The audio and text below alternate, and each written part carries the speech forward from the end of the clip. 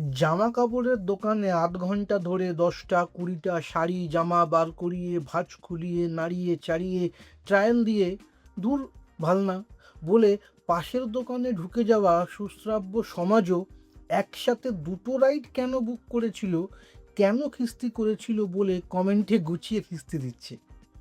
জামা কাপড়ের দোকানদাররাও যদি কালকে থেকে ভিডিও করে আমার সময়ের দাম নেই, পরিশ্রমের দাম নেই বলে সোশ্যাল মিডিয়াতে ভিডিও আপলোড করা শুরু করে, তাহলে ষোলকলা পূর্ণ হবে। যা বুঝলাম, দেশে প্রচুর অশিক্ষিত থাকে যারা জানি না যে অ্যাপে রাইড ক্যান্সেল করার একটা অপশান থাকে। মেয়েটা সেই অপশান প্রয়োগ করেছে, কোনো ভুল করেনি। ভুল বা অপরাধ কোথায় কোথায় হয়েছে সেটা সুশিক্ষিত মানুষ মাত্রই বুঝবে। ভুল এক, আইনত নিয়ম মেনে রাইড ক্যান্সেল করার পরেও সেই কোম্পানির ড্রাইভার মেয়েটার সাথে অহেতুক বাক বিতণ্ডায় জড়িয়েছে।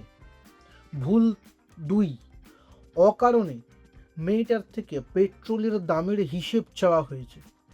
ভুল তিন, অনুমতি ছাড়া তার ভিডিও করেছে এবং সেটা সোশ্যাল মিডিয়ায় আপলোড করেছে। ভুল চার, মেয়েটার বাড়িতে এসে পরে হুমকি দিয়েছে। এই হুমকির ব্যাপারটা আমি ফেসবুক থেকে জেনেছি, জানি না এটা সত্যি কিনা। যদি এটা না করে থাকে তাহলে এটা কোনো ভুল নয়, করে থাকলে ভুল।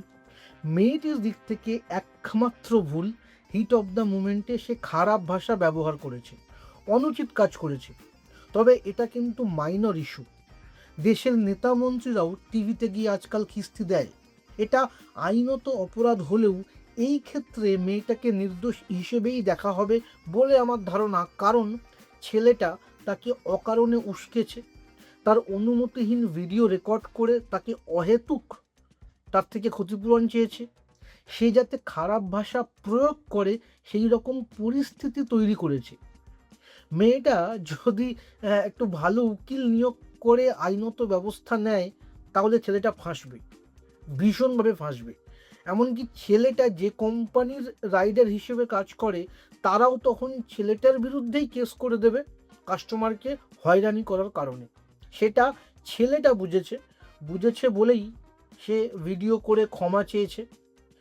যদি মেয়েটা স্টেপ নেয়, আমার মতে অবশ্যই নেওয়া উচিত। ছেলেটার জীবন কিন্তু শেষ হয়ে যাবে, মানে ঘর বাড়ি কিডনি ফিডনিও বেচতে হতে পারে মানহানির মামলা করলে।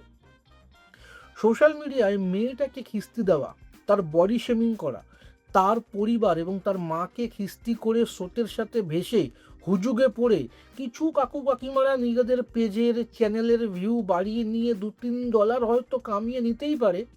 তবে ছেলেটাকে কিন্তু বাঁচাতে পারবে না আইনত। আমি তো বলবো মেয়েটার লটারি লেগে গেছে, মানহানির কেসে মোটা টাকা আদায় করতে পারবে।